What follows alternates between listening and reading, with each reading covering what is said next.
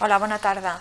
Bé, avui venim a fer la sessió de presentació d'un projecte de revisió i anàlisi d'un corpus d'informes mèdics de diferents serveis de l'Hospital de Santa Tecla, entenent l'informe mèdic com una de les eines comunicatives bàsiques entre els professionals i els pacients, entre altres funcions. Des de la Comissió d'Històries Clíniques, de forma periòdica, anem fent auditories dels informes d'alta. En principi, aquestes auditories es feien amb un anàlisi més estructural sobre els diferents apartats que han de constar segons la legislació vigent, segons el que diu el BOE i el DOC. I el que vam veure que des de la migració que vam fer a Història Clínica, que ja tenia un únic model d'informe d'alta, aquestes auditories van mostrar que hi havia una bona complementació d'aquests apartats.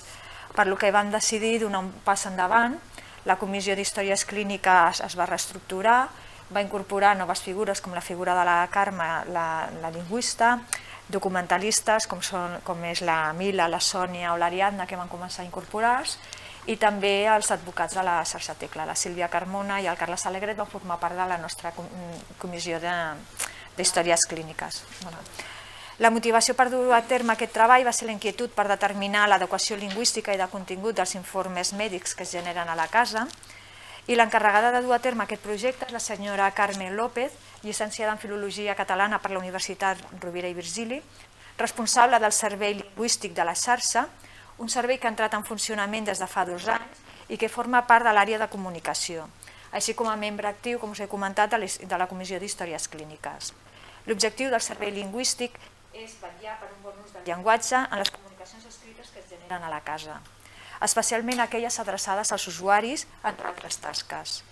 En aquest projecte estem treballant conjuntament la Comissió d'Històries Clíniques i el Servei de Qualitat. I avui també aprofitarem per presentar, al final de la sessió, el decàleg de copiar i enganxar, que ja podeu veure a la intranet des de fa un parell de setmanes, que el vam penjar a la pàgina principal. Esperem que aquesta sessió sigui del vostre interès. Bé, bona tarda.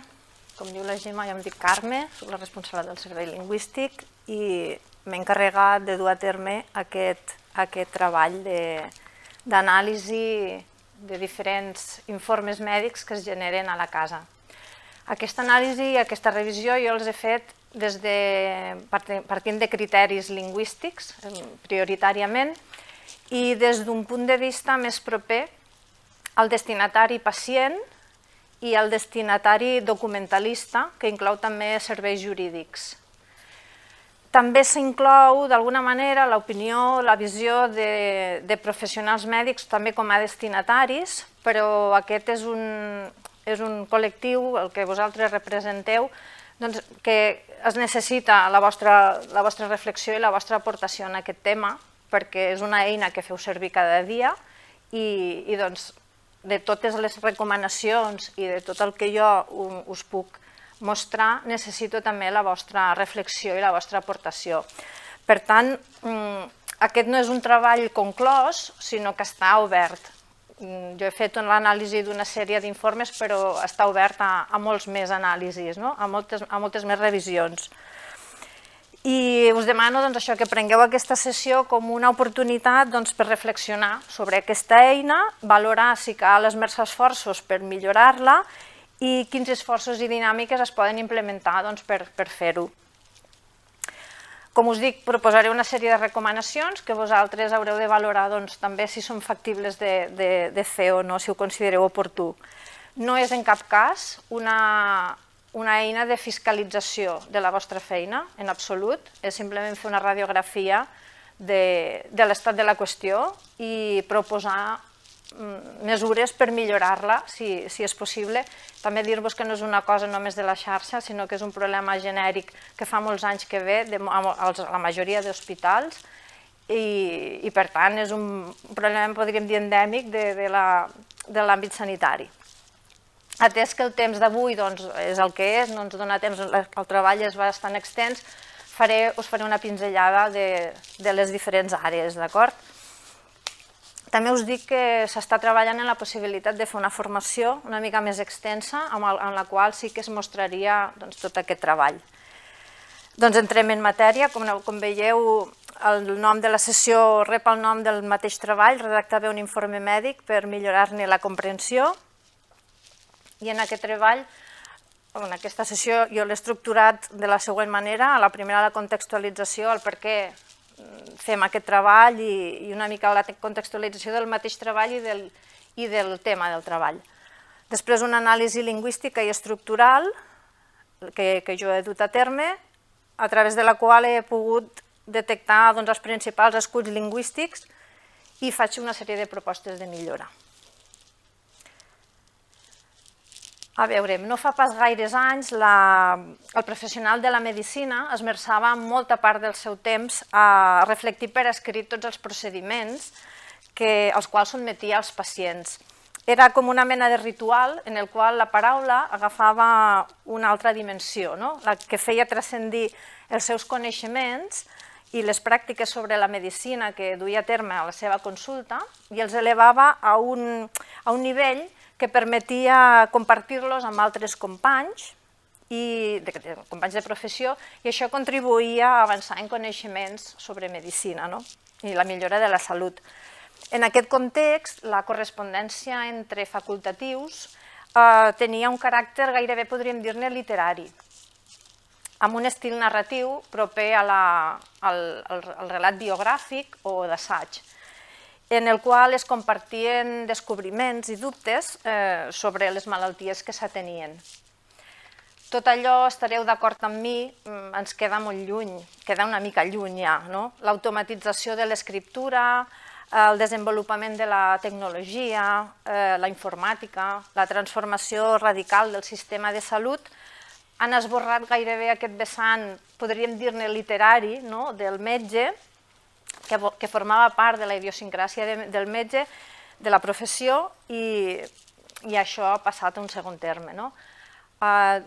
Hi ha molts metges literats, grans literats que van ser metges i grans metges que van ser literats, per tant ha estat sempre lligat. I em direu, és que el temps és impossible, no tenim temps material per dedicar a fer un text elaborat per cada pacient que atenem, i això és cert. Malauradament, la immediatesa ens ha fet sucumbir, no només en aquest aspecte, sinó en molts aspectes de la nostra vida. Però aquesta manca de temps no ens eximeix que cada vegada que hagueu de deixar constància de la visita d'un pacient ho hagueu de deixar constància per escrit. De fet, és un imperatiu legal. No oblidem que la llei ens obliga a que cada pacient tingui un informe mèdic de la seva visita. Ara es fa d'una altra manera, d'una manera més breu, més concisa, amb una menor riquesa lingüística, amb molt menys recursos, més pragmàtica, en diríem, i això no seria cap problema si la informació que es dona fos adequada, estigués ben escrita, fos rellevant, significativa, és a dir, que serveix per deixar constància d'una manera clara i entenedora de tots els processos de salut d'una persona i alhora permet que altres professionals treballin on treballin, puguin accedir a aquesta informació sense facilitat, amb facilitat vull dir, i sense haver de discriminar allò que és important i allò que no. Evidentment estem parlant dels informes mèdics, de qualsevol àmbit, que configuren la història clínica d'un pacient, que no oblidem, a Catalunya és compartida, és a dir, qualsevol metge de qualsevol hospital pot accedir a la història d'un pacient. El que dèiem al principi, en els darrers anys s'ha detectat una davallada generalitzada de la qualitat lingüística i d'estil dels informes mèdics, no és una cosa d'aquí només, fins al punt que institucions com la nostra han plantejat un decàleg del copia i enganxa, per exemple, que la doctora Flores després el presentarà, i també treballs com aquest que, bé, avui us presentem i esperem que us serveixin almenys el que us dèiem, per reflexionar i veure en quin punt ens trobem. Aquest document, no el llegiré tot, aniré molt ràpid, aquest disseny forma part del treball que jo he fet, aquest disseny s'ha fet també amb la companya de disseny que també ens ajuda amb aquestes coses, i forma part, aquest document s'emmarca dintre de la línia estratègica de potenciar la política comunicativa i les relacions institucionals mitjançant l'objectiu d'afavorir l'alfabetització en salut de la ciutadania.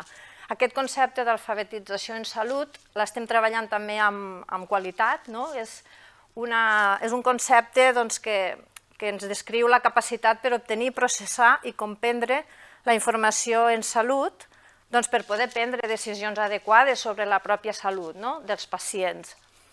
I és a la Health Literacy aquest terme que està molt al dia.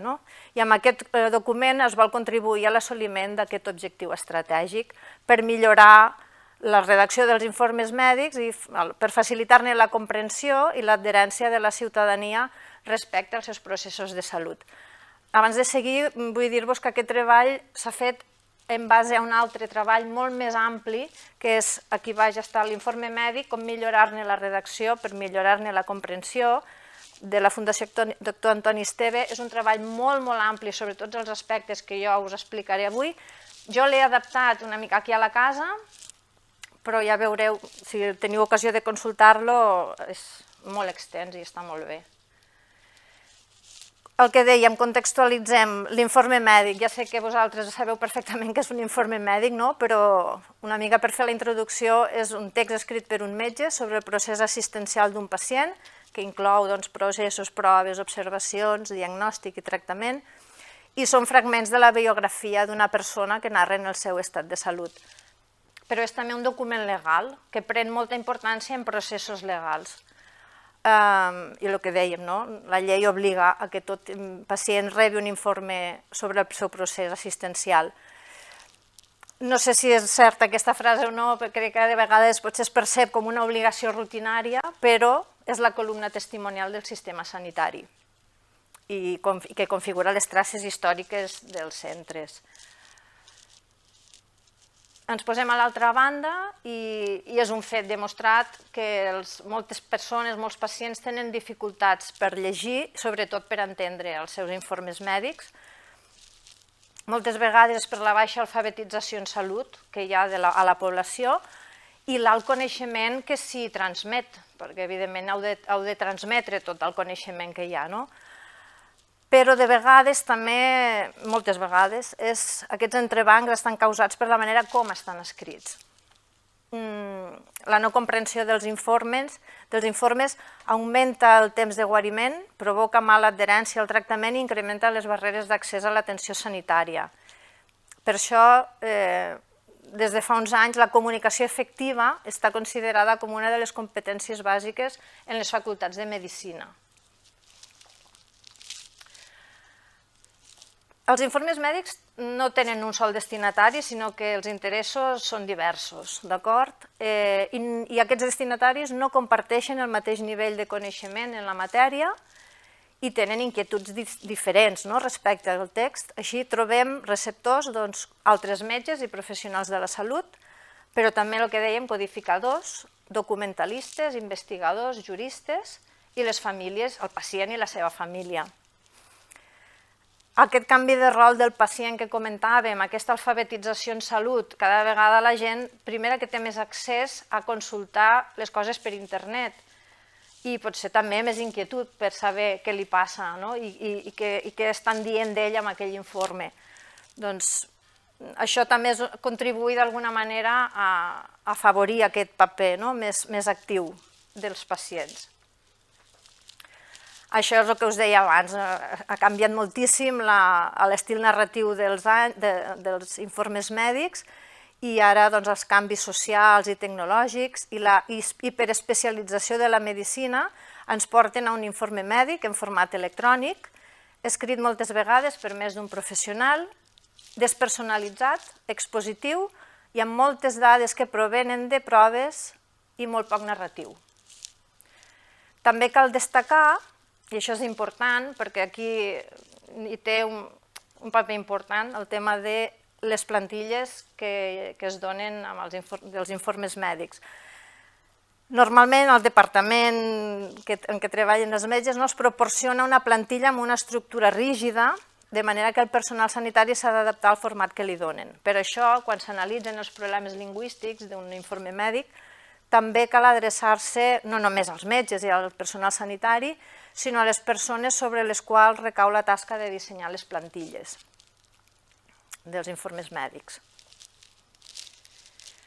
I amb aquesta frase Aquesta frase crec que resum molt bé tot l'esperit del projecte. Se corre el riesgo de que, de nuevo, con la excusa de las prisas y del exceso de trabajo, se introduzca una jerga informática a base de abreviaturas y palabras inventadas, plagada de faltas de ortografía, sobre todo con las tildes, que a la larga podrían hacer legible pero no entendible o correctamente interpretable el texto. I això és així. O sigui, el que jo he anat veient, i ara us ho ensenyaré, és fil per randa el que diu aquest senyor ja el 2004, no? Sobretot els accents. Quedeu-vos amb això d'abreviatures i paraules inventades que, sobretot, podrien fer legible, els informes es poden llegir i tu els pots arribar a entendre, però costa, d'acord? Quan ets un pacient usuari. Davant d'aquesta realitat, doncs ja ens hem posat en context. Què podem fer? Doncs veure on rau el problema i què es pot fer per solucionar-ho. Hem de ser conscients que els informes mèdics es poden escriure molt millor i per fer-ho jo m'he centrat en aquests 3 aspectes, que són l'estructura, el contingut i l'ús de la llengua. I aquí us poso una frase que es pot apel·lar al punt d'honor de metges i metgesses que han de veure en la millora dels textos que elaboren també una mostra de la seva competència i compromís professional. Perquè tu, al cap de la fi, és una eina teva de treball. Aquest ho passarem ràpidament perquè ja ho ha comentat la doctora Flores. Les plantilles a nivell estructural i de contingut, les plantilles que es generen aquí tenen una alta adequació perquè estan avalades per auditoria i tenen tots els elements que han de tenir, però cal millorar certs aspectes, això que us poso aquí amb aquesta exclamació, com ara la correcció lingüística dels termes, dels mateixos títols, dels textos que s'autocompleten i evitar salts de línia entre apartats, que això ho veureu a la part final, on us posaré uns exemples d'informes mèdics que he analitzat i veureu a què em refereixo. La part molt important aquesta, el contingut, el que s'aboca a l'informe mèdic es basa en 3 premisses bàsiques: analitzar, prioritzar i resumir. La informació que apareix ha de passar pel sedàs del professional, el qual ha d'analitzar els resultats de la seva pròpia observació i els de les proves complementàries realitzades. Aquí us poso que el copia i enganxa és una de les pràctiques sobre les quals s'ha d'advertir molt seriosament i, de fet, la doctora Flores després us ho explicarà, aquest decàleg que s'ha redactat. Analitzar, prioritzar aquella informació que és rellevant i resumir amb les seves pròpies paraules tot el procés que ha seguit i que cal seguir amb aquell pacient. Seria a l'hora de... Parlem del contingut de l'informe. Aquest és el decàleg, que després hi tornarem. I bé, la part que jo he treballat més, que és l'ús de la llengua, que els errors i l'ús inadequat de la llengua són un obstacle molt important en la comprensió dels informes mèdics, i aquestes dificultats lingüístiques tenen diferents conseqüències en funció de qui agafem com a destinataris. El pacient, una manca d'adherència respecte al seu propi procés de salut, molta gent s'estima més o no llegir o demanar-ho als familiars o buscar a internet perquè no entén el que està llegint. Els serveis jurídics els implica molta pèrdua de temps i dificultats per poder rectificar un informe en el cas que hi hagi una reclamació de manera adequada. De vegades es genera molta pèrdua de temps, igualment que els documentalistes, codificadors i altres professionals mèdics. Pot donar cas a interpretacions errònies, també pèrdua de temps perquè no saps ben bé què estàs llegint o ho has de llegir 2 vegades. I el que us deia, és una història clínica compartida, la poden veure molts altres metges d'arreu de Catalunya, o no sé si d'Espanya també, no sé si és només Catalunya. disculpeu que hi ha algunes coses que no controlo.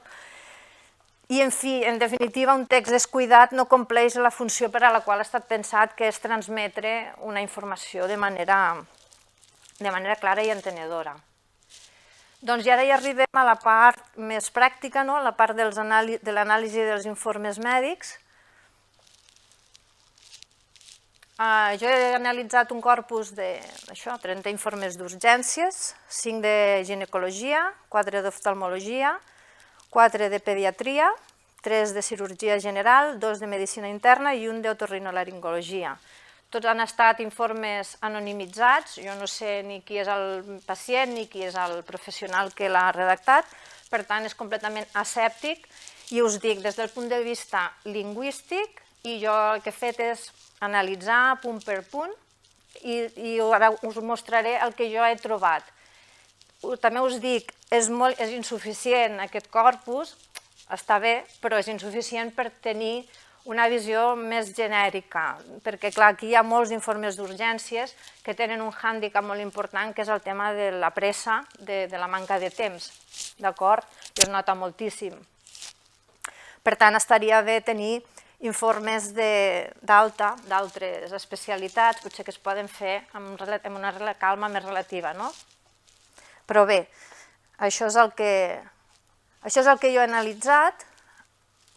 Tornem a les plantilles, com a aspecte estructural, i els aspectes lingüístics, doncs, pragmàtico-semàntics, lèxics, sintàctics, ortogràfics, és una mica engloba tota la vessant lingüística. Presència i ordre dels apartats és correcte, ja veieu que un clic per requeriment legal, avalat per auditoria. On fallen les plantilles? Doncs amb les faltes d'ortografia als títols. La mida de la lletra, això sembla, jo ho he d'analitzar perquè també forma part d'aquest treball. Des del Departament de Disseny ens han comentat que la lectura òptima, la mida de lletra per a una lectura òptima és un 11 punts de cos de lletra. I els que tenim nosaltres crec que són una miqueta més petits. No ho sé perquè no tinc accés jo directament a les plantilles, d'acord? Però és una cosa a treballar. També els espais que es generen entre el títol, els 2 punts i el text que es desenvolupa, hi ha molt d'espai i es produeixen salts de línia. Això sí que ho podeu veure aquí. Veieu el que us deia? Aquí hi ha faltes d'ortografia, li faltaria l'accent. Naixement hauria d'anar en minúscula i un punt perquè és una abreviatura. La, perquè en català no s'apostrofa. Assistència, li falta l'accent, a urgència també. Aquí faltarien els 2 punts i el que us deia de l'espai. Allà i allà falta l'espai. Això no, això està bé. I llavors el que us deia dels salts de línia. Hauria d'anar refiere migranya durant les regles i diagnòstic hauria d'anar separat i amb un espai, d'acord?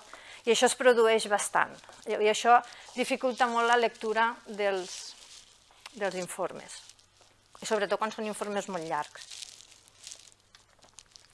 Quines recomanacions faig? Doncs establir un circuit de revisió de plantilles per als gestors a partir de la Comissió d'Històries Clíniques, això ja ho parlarem, i els professionals mèdics, si en teniu l'ocasió, abans d'imprimir-lo, fer una ullada, a veure si s'ha quedat algun d'aquests apartats, si podeu fer-ho, a una vista prèvia, per evitar que hi hagi almenys aquests salts de línia. D'acord? I ara els principals esculls lingüístics que jo he trobat, al corpus ja dels informes. Jo destaco aquests: errors ortotipogràfics, la barreja idiomàtica, l'ús i abús d'abreviatures, sigles i símbols, l'ús de les majúscules i minúscules i, en menor mesura, que ja us ho explicaré al final, terminologia i sintaxi. Les faltes d'ortografia. Ara jo us explico aquí tot això, us faig l'explicació i després veureu els informes mèdics que jo he revisat i veureu tot això, remarcat. Sobretot accents. Els accents és la falta d'ortografia més més destacable de totes les que es produeixen. I es denota que no hi ha una falta de coneixement sobre les normes d'accentuació, perquè la mateixa paraula pot sortir accentuada i sense accentuar al mateix informe. S'entén que és per pressa, per anar ràpid. I altres faltes d'ortografia, confusió entre G, J, B alta, B baixa, tot això és menys significatiu, d'acord? No se'n produeixen tantes. Els espais abans i després de la coma i dels dos punts, també. És a dir, després d'una coma hi ha d'haver un espai. I generalment o no n'hi ha o n'hi ha de massa. Llavors hi ha d'haver un espai, que és així, la normativa és així. Igual que després dels dos punts i del punt. I visualment aquestes paraules enganxades a la coma dificulten la lectura, bàsicament. I el que més hi ha són errors de tecleig, els errors de picar, paraules amb lletres canviades o paraules enganxades, això ja ho veureu després. Això és el que jo destacaria per sobre de tot, d'acord? Quines recomanacions faig? Doncs enfrontar el text no com un tràmit que cal fer, sinó pensar-lo com un document que han de llegir altres persones, sobretot el pacient, no estalviar-se els accents, encara que anem de pressa a intentar revisar-ho, revisar en la mesura que sigui possible l'informe. Aquí he posat instal·lació d'un corrector, però ja veieu que està així amb un color gris, perquè els correctors són una arma de doble fil, van molt bé, però també de vegades ens poden causar problemes perquè ens poden fer canvis de paraules que no desitgem. I a més, s'hauria d'instal·lar a nivell de tota la casa i és una mica complicat. Ja s'ha parlat d'això, però... I després aquí veureu que vaig posant apartats sensibles. Què vull dir amb això? Doncs que si no tenim temps de dedicar a revisar tot el que hem escrit, centrem-nos en aquells apartats que creiem que són més importants per al pacient. Per exemple, l'exploració o el diagnòstic. El diagnòstic he vist que són tot codis, és més difícil incidir aquí. Però a les recomanacions i al tractament, no sé, en aquells apartats on podeu ser una mica més directes amb el pacient, doncs jo crec que es produeix un efecte molt diferent de si és un text molt despersonalitzat a si t'estan parlant una mica de tu a tu, i sobretot que hi hagi una correcció. Almenys crec que seria significatiu. Aquí a casa nostra nosaltres tenim el català i el castellà com a llengua d'ús comú, les dues, i clar, quan tenim una plantilla amb un text que s'autocompleta, generalment aquest text l'ha redactat algú de la casa i generalment està fet en català, igual que els noms dels diagnòstics, dels diagnòstics més aviat.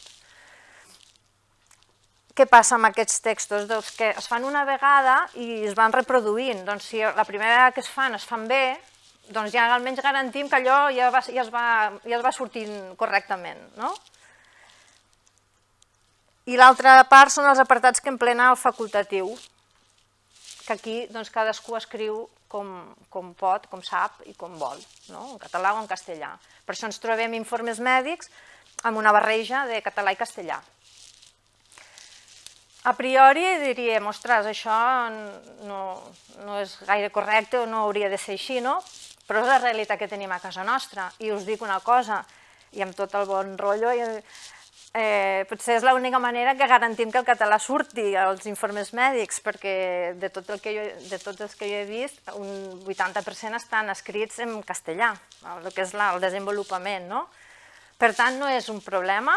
Per sort, la nostra ciutadania es defensa mitjanament bé en les dues llengües i no hi ha cap queixa, doncs no és un problema això, Què recomano jo? Doncs això, una altra vegada la revisió dels textos per part dels gestors i els professionals mèdics. Si teniu competència en català, doncs respecte a les preferències idiomàtiques dels pacients. Si un pacient se t'adreça en català, segurament el seu informe mèdic els pot fer en català, Si no en teniu competència, doncs mirar de tenir aquesta sensibilització lingüística, que en teoria s'ha de tenir per treballar en un centre sanitari, i esforçar-te una miqueta, si pots, demanar ajuda a qui sigui. Això són les recomanacions que jo faig, això no és que hagi d'anar a missa, però canviem radicalment de tema. No sé si hi ha alguna cosa que vulgueu dir, m'interrompeu, que jo vaig aquí llançada. Principals esculls lingüístics, ús i abús d'abreviatures, sigles i símbols. Aquest també és un apartat delicat. Està clar que ens permeten estalviar temps i espai d'escriptura, però segons quin ús en fem, quan redactem un informe mèdic, poden arribar a causar problemes de comprensió. Què ens causen? Aquesta opacitat semàntica. Hi ha fragments difícils d'entendre, després us ho ensenyaré, espero que anem bé de temps per ensenyar-vos-ho, als informes mèdics. I també una alta concentració de termes, hi ha una concentració d'abreviatures i de sigles molt alta respecte a la quantitat de text que hi ha, d'acord? I això també dificulta la comprensió del text. Recordem, una abreviatura és un escurçament d'un mot, quan és un sol mot és una abreviatura simple, o d'un sintagma és composta. N'hi ha d'ús generalitzat, que tots coneixem, doctor, doctora, pàgina, etc., via oral, i després estan les creades per l'usuari. I aquí en podem crear tantes com vulguem. Podem estar escrivint tot amb abreviatures, si volem, però no té cap sentit, d'acord? No té cap sentit perquè serien textos completament il·legibles. I en aquest sentit cal saber que també hi ha mecanismes per formar abreviatures. No es poden formar a la lleugera, sinó que hi ha una sèrie de mecanismes de formació d'abreviatures. I una premissa que és molt important perquè es veu moltíssim als informes mèdics, la majoria d'abreviatures estan sense punt final. El punt substitueix aquelles lletres que ens mengem, d'acord? Si no li posem punt, no és una abreviatura, està mal feta. Per tant, si feu una abreviatura, penseu-hi, punt, i així ja ens donem a entendre que allò és una abreviatura. Els mecanismes de formació podríem estar una classe sencera, una hora sencera explicant, per tant, no és el moment ara de fer-ho, però que sapigueu que hi ha eines, que teniu eines al vostre abast per consultar aquest tipus de formacions de paraules. Igual que les sigles. Aquí anem a un altre nivell, perquè això ja són convencions lingüístiques. Són abreujaments de sintagmes formades generalment per les inicials dels components. Per exemple, atenció arterial o centre d'atenció primària, que són la primera lletra de cada paraula. O els acrònims, aquí els hem introduït, aquí hi ha gent que diu que no són sigles, però bé, aquí jo les he posat perquè s'hi adiuen al context, que estan lexicalitzades, vol dir que ja funcionen com a paraules independents. SIDA, DIU, làser. Doncs el mateix, conèixer la normativa que regula la formació de sigles i conèixer les sigles en si, perquè de fet ja estan estipulades d'una manera determinada. Sense punts, entremig, ni punt final, les sigles. Almenys en català. En castellà crec que funciona una miqueta diferent, però bé, això seria material per treballar-ho en una sessió. I els símbols, aquests també són un tipus d'abreviació que tenen un caràcter científico-tècnic. Són convencions internacionals, que són per a tothom igual, no es poden crear lliurement i normalment són formes alfabetitzades que abreugen un mot. La H, que és hora, l'mg mil·ligram i els centígrads. També veieu que aquí sí que us he posat alguns dels que he detectat. Ha d'anar, aquí està junt, ha d'anar separat. Jo l'he vist escrit així, això hauria de ser una G majúscula, perdoneu que m'he equivocat, és una G majúscula, i així enganxat el número, no, ha d'anar separat, igual que l'hora, i els graus Celsius amb el símbol corresponent. Sé que són coses que en el dia a dia no pots pensar-hi, però tampoc no ho podem passar per sobre sempre, perquè són unes convencions que estan per alguna cosa i ajudarien moltíssim a millorar la redacció dels textos. Utilitzar les abreviacions, símbols i signes de manera moderada i prioritàriament les conegudes i d'ús generalitzat. En medicina n'hi ha moltíssimes, n'hi ha centenars i milers d'abreviatures i de sigles. Intentar utilitzar aquelles que són més conegudes, no utilitzar sempre per sistema abreviatures, i si ho fem, incloure d'alguna manera alguna descripció. Per exemple, si posem tensió arterial, posar entre parèntesi, perquè d'aquesta manera el lector es familiaritza, el pacient es familiaritza amb aquest tipus de sigles. Familiaritzar-se amb el procés de formació d'aquests mots i una altra vegada anar a aquells apartats sensibles on si ens les podem estalviar, doncs millor per la comprensió. La majúscula i la minúscula, he vist en alguns informes que hi ha paràgrafs escrits tots en majúscula i dificulta bastant la lectura, d'acord? No és recomanable. Recordem que la majúscula sempre va a inici de frase o paràgraf. Us ho dic perquè ja veureu que als informes n'hi ha molts inicis de frase en minúscula.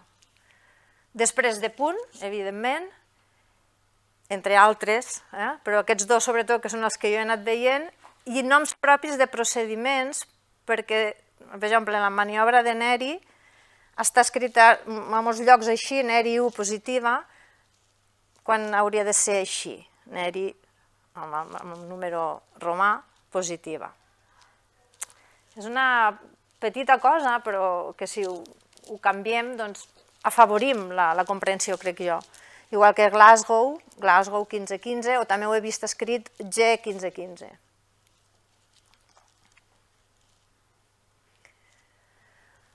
Els noms comercials dels medicaments van en majúscula i els principis actius van en minúscula. D'acord? Això està a tot arreu, també. Als informes mèdics apareix moltíssim, generalment tot en minúscula. Aquí el tema de la terminologia, no puc entrar massa a explicar-vos-ho perquè seria massa llarg, però sí que us vull fer uns petits apunts. Dir-vos que l'èxit mèdic actual és el resultat de 2.000 anys d'evolució de pensament científic, i per tant és molt ric i és molt complex. I són termes que concentren un coneixement molt especialitzat i nusos de coneixement del saber mèdic, que hi han de ser, no ens podem permetre el luxe d'esborrar aquesta vessant científica de la terminologia. Però què passa? Que quan s'utilitzen d'una manera tan massiva, doncs col·lapsen els pacients que llegeixen perquè no entenen res. O sigui, tu pots estar llegint un informe mèdic i arribar al final, haver intuït, però perdre's moltes coses pel camí. I és el que us deia, molts pacients, doncs mira, o no els llegeixen o busquen per internet, que encara és pitjor, no? I és un fet comprovat que la presència de termes mèdics és el principal obstacle per entendre'ls. Concentració de terminologia. El nombre de termes que contenen els informes mèdics és molt elevat en relació amb el nombre de paraules del text, si es compara amb altres textos especialitzats. Opacitat semàntica. Els termes no solen resultar semànticament transparents, sinó que de vegades causen problemes de comprensió als pacients i als familiars. Després això també ho veureu als informes mèdics. Confusió. Els termes que, com que sovint són difícils d'entendre, poden portar a equívocs. I l'ambigüitat semàntica vol dir que una mateixa paraula es pot interpretar de diferents maneres. D'acord? No vull estendre molt en aquest apartat perquè, ja us dic, us embolicaria més que no pas us aclariria, però ho veureu als informes. Només us llegeixo un fragment del treball aquest en què jo m'he basat. Així, les inflors dels turmells s'anomenen edemes maleolars. A la cremor d'estómac li diuen pirosi i al mal de gola a l'empassar o dinofàgia. Qualsevol persona il·lustrada pot arribar a tenir dificultats de comprensió quan li parlen de parestèsies, anasarca, sarcopènia, crisi comicial o polasúria. Amb l'objectiu de la precisió, la utilització de termes incomprensibles per a la població general és sovint excessiva i de vegades clarament innecessària. Això dit per professionals de la medicina que han fet aquest estudi, d'acord? Doncs és la realitat, ho veureu, que ja ho sabeu vosaltres, no cal que us ho digui jo. I en quant a la sintaxi, els principals esculls que jo he trobat són errors de puntuació, ús del punt i la coma, del punt i a banda, del punt seguit, de la coma, dels guionets, de les enumeracions. Les frases generalment no tenen separadors de puntuació, es fan o frases molt curtes quan es podrien fer conjuntives, o bé amb una frase molt llarga no hi ha cap element d'aquests de puntuació. Frases excessivament curtes d'estil telegràfic i sense verb. Un ús del gerundi que pot causar ambigüitat i que pot causar falta de comprensió. Moltes frases sense connectors i els marcadors discursius i dicció personal, que això no ho desenvoluparé aquí perquè ja us dic que no ens dona temps de fer-ho.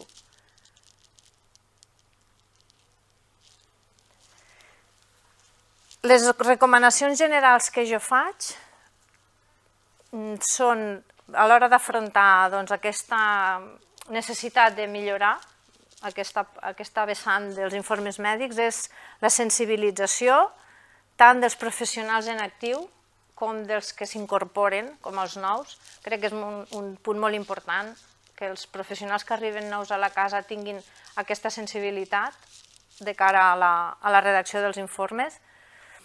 Prendre consciència de la necessitat de fer-ho millor. Personalment, cadascú detectar aquells apartats sensibles on es creu que la informació que es dona pot ser més interessant, és necessari que estigui més ben explicada o explicada d'una manera més planera.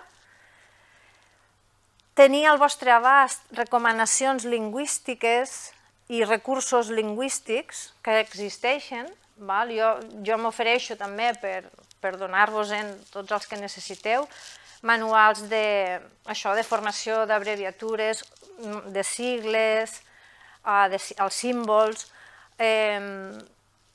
Teniu, per exemple, l'Optimot, que és una eina lingüística que hi ha a internet que és fantàstica perquè pots tenir la traducció de molts termes mèdics, el DEMCAT, que també és una eina del TERMCAT, que és el Diccionari de Medicina, i mirar de fer formació, que si tot va bé es podrà organitzar un curs en aquest sentit, per veure tots aquests aspectes molt més desenvolupats que no pas avui, perquè avui us estic bombardejant de massa informació i tampoc no és aquest l'objectiu.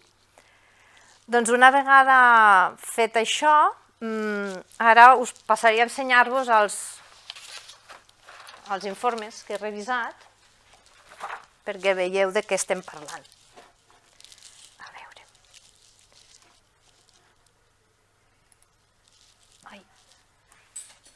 Ai, Gemma, que me n'he anat. Sí, disculpeu. És que he tancat el correu, sense voler. No, que està aquí. Sí, per exemple.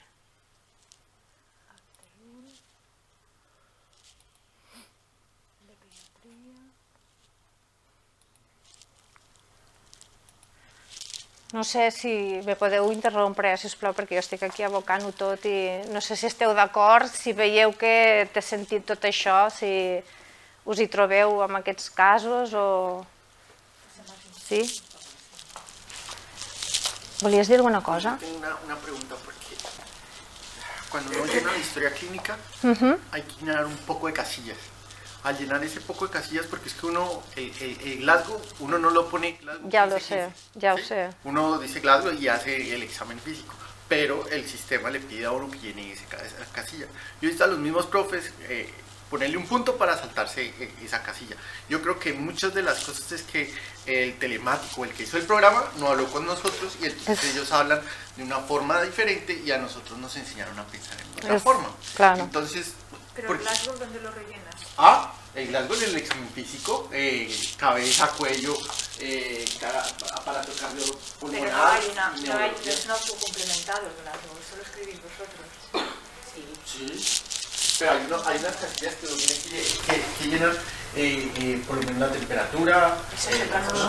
Pero bueno, una cosa son las que se pero la otra es el Glasgow, eso lo escribís vosotros. Sí. Pues bueno, las constantes.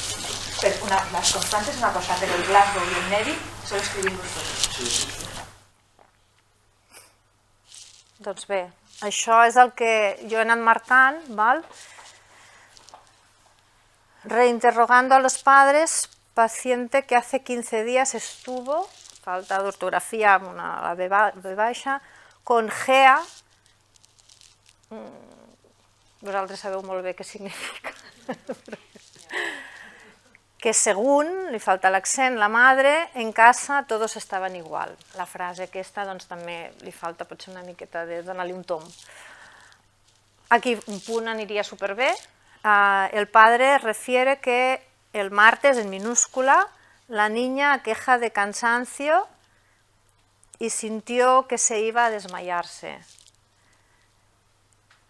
También la puntuación, ya el año pasado había hecho un episodio de lipotimia en minúscula, acudieron al Vendrell y realizaron AS.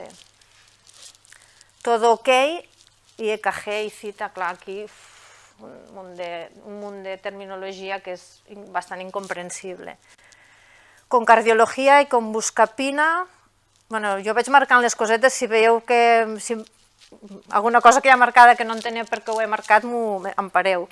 Por dolor abdominal, aquí hauria un punt, el padre refiere que la niña seguía igual, por lo que le realiza una gripe B, la qual positiva, clar.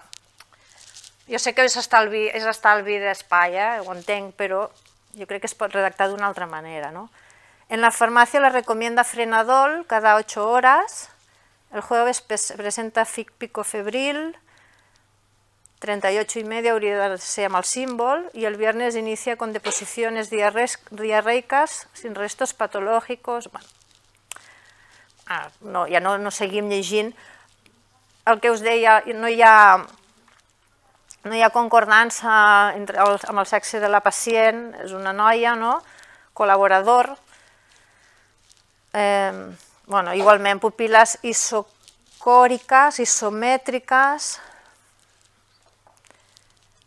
Jo aquí us demano la vostra valoració i la vostra reflexió sobre en quins moments podem evitar utilitzar aquesta terminologia i anar cap a un terreny una mica més planer.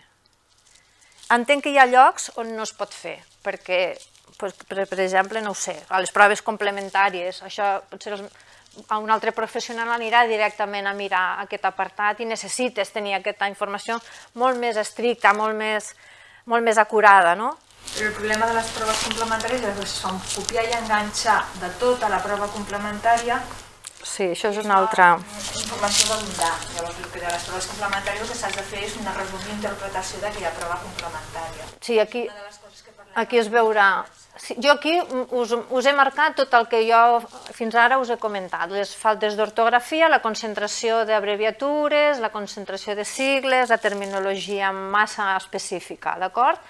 Jo ho he marcat perquè us n'adoneu de la gran quantitat que hi ha i sobretot dels errors de tecleig, que són... Això sí que es pot evitar, això és una de les coses que s'hauria de revisar molt clarament, perquè corregint això es corregiria moltíssim la problemàtica de comprensió. Aquí és el que diu la doctora Flores, aquí per exemple... No és amb aquesta, doctora, és una altra. En el de pediatria. igual que aquí, doncs no, potser això, el diagnòstic, veieu el que us deia, això sí que s'ha automatitzat, o sigui, això sí que s'autocompleta. Llavors, la vegada que s'escriu, si s'escriu bé, si es fa bé, doncs es corregeix i sempre surt bé. Per això deia el del circuit aquest de periòdicament anar revisant tot això. A veure si el de pediatria, aquest crec que sí. Bueno, aquest és el que us deia dels... Mireu, això és una bona pràctica, he posat aquí perquè no us penseu que tot és dolent. Apirofeno, 40 mg, 5 mil·lilitres. Així està bé. Amb separadet, amb Mira, un exemple, no al·lèrgies, no AMC. Si vosaltres aneu i complimenteu, o sigui, el que tu deies de les casilles, aneu allí i obriu la finestra i descarregueu una al·lèrgies medicamentoses conegudes i us ho escriu correctament. I has guanyat temps. No cal fer no AMC. Una al·lèrgies medicamentoses, en faltes dur, perquè a les al·lèrgies llavors hem vist escrites 50 maneres diferents. Llavors, si obriu la finestra i feu insertar en l'informe, tot això que ja heu guanyat. I el mateix amb els antecedents. Els antecedents no cal que els copieu i enganxeu. Si aneu descarregant els antecedents de la finestra dels antecedents, ja els aneu baixant. Però això són els informes d'hospitalització, no? I els d'urgències també. També. Sí, d'urgències. Si no té... Per exemple... Doncs fiques no al·lèrgies medicamentoses. Sí, però no surt... Però en lloc d'escriure-ho, ho fiques allí, en aquella mateixa finestra. Si és la primera vegada que s'ha registrat i ningú ho ha registrat, tu llavors en aquell moment fas el check, no cal ni escriure, fas un check de no al·lèrgies medicamentoses. Però Alícia, vols dir? Alícia. A urgències. Sí. Bueno, perquè quan vam fer la sessió de l'informe d'alta va venir també molta gent.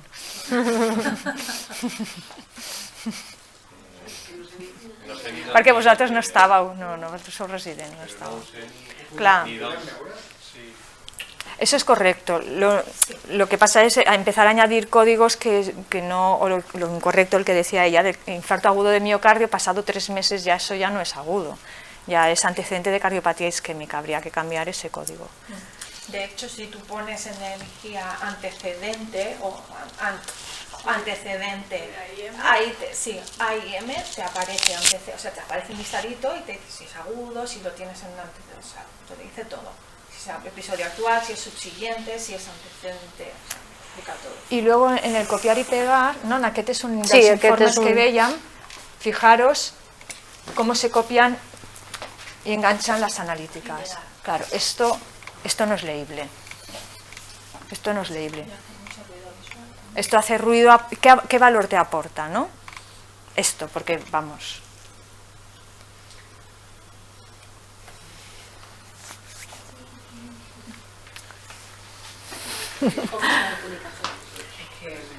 Analitzar, prioritzar y resumir. Hemograma normal con fórmula leucocitaria desviada, como hacíamos cuando hacíamos en manuscrito, ¿no? O sea, no hay que poner los numeritos y todo. Todos no.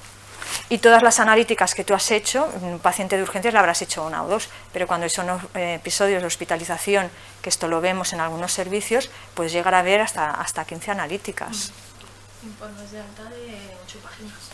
Todo con analíticas enteras. Ahora tengo pedida como 4 analíticas a un paciente. Claro, ahora voy a hacer el informe de alta. ¿Cuál pongo? Porque todavía no lo he puesto. Pongo la última, ¿no? Pones la primera, la del ingreso. Puedes poner la primera del ingreso, si has hecho, por ejemplo, una transfusión de sangre o de alguna intervención o un empeoramiento, y luego la del alta, analítica al alta. Pero las 25 del medio es que ni se las lee nadie. Vamos, yo creo que cuando vuelve un paciente vuestro con esas 15 analíticas, ni vosotros mismos os las vais a mirar las 15. Si te interesa ver una analítica, ya te irás a la analítica. Nosotros solemos leer, sobre todo, la evolución. Sí, molt bé. Molt bé, és el que dèiem dels apartats sensibles. Sí. Es que la evolución es lo que más te ha guiado, qué ha pasado con él. Claro. Es si unas... no sabes qué ha pasado, o sea, sí ves un montón de cosas, pero no sabes exactamente cómo lo ha querido orientar, qué ha querido hacer con ese paciente y qué se le ha hecho y qué se ha obtenido, ¿no? La evolución es, para mí, es lo que más me guía. Pues estas preguntas, que las tienes tan estructuradas en tu mente, cuando vas a redactar el informe, también estructúralo así, para que el que te vaya a leer a ti también lo entienda, ¿no? ¿Qué me gustaría leer de una evolución? ¿Qué es lo que voy a aportar yo en una evolución? Yo ya sé lo que quiero buscar, eso se lo voy a ofrecer a mis compañeros.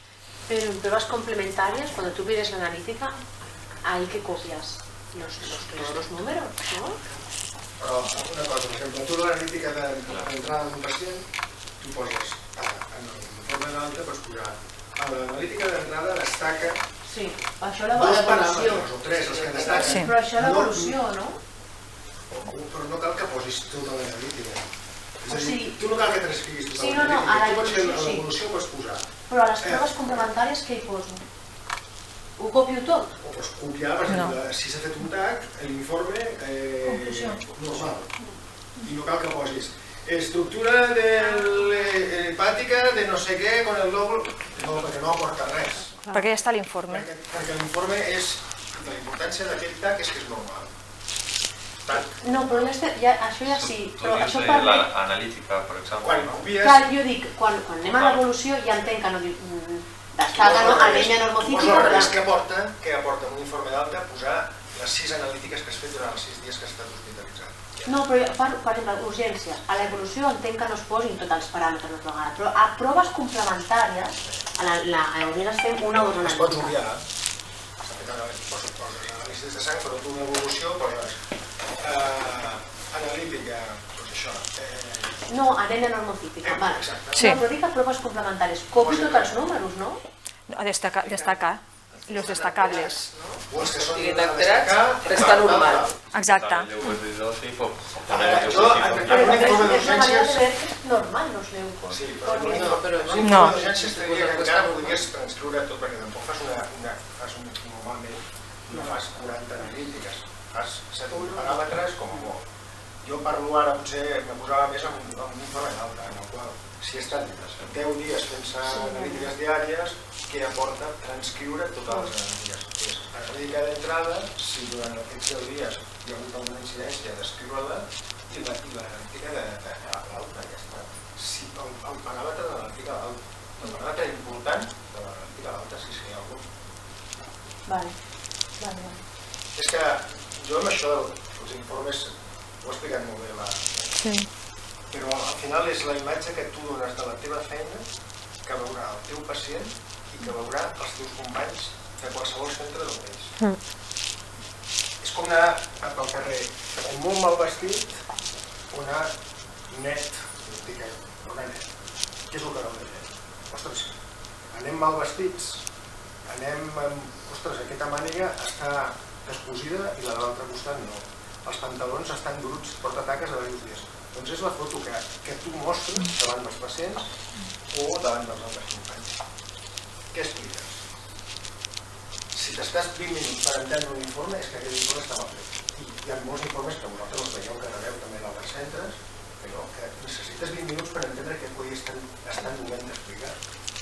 Perquè hi ha molta palla, molta palla. Ja no entro en temes més lingüístics o ortogràfics i tal, però del contingut hi ha molta palla que l'únic que fa és omplir fulls i fulls i fulls, complica la feina a les codificadores, als codificadors, i complica la feina a les terceres persones que volen entendre què li ha passat a aquest pacient.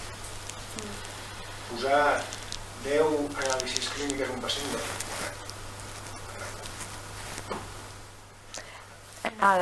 En el decàleg del copiar i enganxar, que explicàvem, que teniu penjat, una mica volíem destacar, ho vam fer des de la Comissió d'Històries Clíniques, ja feia temps que l'estàvem treballant, amb la pandèmia es va parar, i quan es van reactivar les comissions, es van reactivar, en el qual molts dels problemes que hem trobat, el que comentaves tu, què poso a l'analítica? Quan jo era resident, que ho havies de posar a mà, ja anaves al gra, i a lo destacable.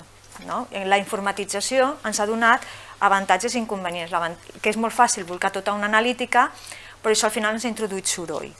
Llavors, en el decàleg, el que dèiem, abans de copiar i enganxar, el que dèiem era llegeix tota la informació abans de copiar-la i enganxar-la, una mica el que explicava la Carme, per fer aquest acte de reflexió. Realment això ho necessitaré, assegurar que la informació que copiaràs i enganxaràs t'aporta un valor, verifica que la informació que copiaràs i enganxaràs és correcta, perquè després veiem que se van repetint antecedents que no són correctes i això alguna vegada ho han de verificar, Un cop enganxat, llegeix el text per assegurar-te que és comprensible i coherent, i això ens ha passat a tots, que comencem a copiar i enganxar i al final el verb, subjecte i predicat s'ha perdut per algun lloc i la frase no acaba sent legible. No copiïs i enganxis el curs clínic diari d'un dia per l'altre, això passa a les plantes d'hospitalització, que es copia el curs clínic d'un dia per l'altre, llavors perds la veritable evolució del pacient, que comentàveu vosaltres, que a mi el que m'interessa moltes vegades és l'evolució i el que ha anat passant. No copis el curs clínic o informe d'una companya donant la sensació de que has fet una actuació que tu no has realitzat, escrivint una exploració complementària, una exploració física, perdó, que l'ha realitzat un altre company. Fue visitado por el digestiu, le palpó l'abdomen. Si tu no ho has fet, no copiïs el que hi ha posat i enganxat, el que hi ha escrit. Actualitza la informació perquè s'ajusti a l'estat actual del pacient. No copiïs el curs clínic o els informes d'alta, els resultats de laboratori, informes de proves complementàries o altres proves diagnòstiques o altres proves complementàries complertes, el que us deia. Ja que introdueixes informació redundant, ja tenim l'informe del TAC, ja tenim l'analítica, no cal que ho tornem a copiar i enganxar, com dèiem, amb el nom del radiòleg, no, això no cal, perquè ell ha signat aquell document. No copiïs mai la informació d'un pacient a un altre, exceptuant la de la mare del nadó amb els antecedents perinatals en el seu moment, és l'únic cas que es pot fer com els antecedents de la mare al nounat, en el cas del moment del part. No adjuntis informació confidencial, nom i cognoms de companys que no participen en l'assistència sanitària del pacient. I això no ho posem per casualitat, ho posem perquè ho hem trobat. Si creus que és rellevant que aparegui, passem amb el principi de minimització de les dades, de proporcionalitat de la informació, que és el que regula la llei de protecció de dades, que quanta menys informació tu donis, que és confidencial, són dades sensibles, els vostres noms, cognoms i la vostra informació també són dades sensibles, doncs si creieu que ha d'aparèixer alguna cosa, poseu el càrrec, Servicio de Medicina Preventiva, entre parèntesis GFM, i el càrrec professional o el departament consultat. I així segur que no tindreu cap mena de problemes en aquest sentit. Aquest és el decàleg que hem fet i que hem penjat aquests dies, estan penjats a la intranet, perquè pugueu anar consultant. Però això els informes. Al curs clínic jo puc posar consulto amb doctor fulanito de tal? Si tu fas una assistència sanitària i aquesta assistència sanitària està involucrada, aquest professional, pots posar-ho. Sí, consulto con otorrino... La cosa és que ho fiqui a l'informe...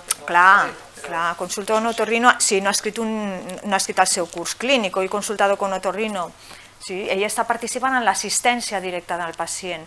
Quines reclamacions ens hem trobat? Doncs això, serveis transversals, he consultado con informática y he pedido, es que no se ha publicado este informe en la HC3 y fulanito me ha dicho que, fulanito con nombres y apellidos, me ha dicho que se colgarà en unes hores. Clar, això hem rebut, i d'altres motius, no?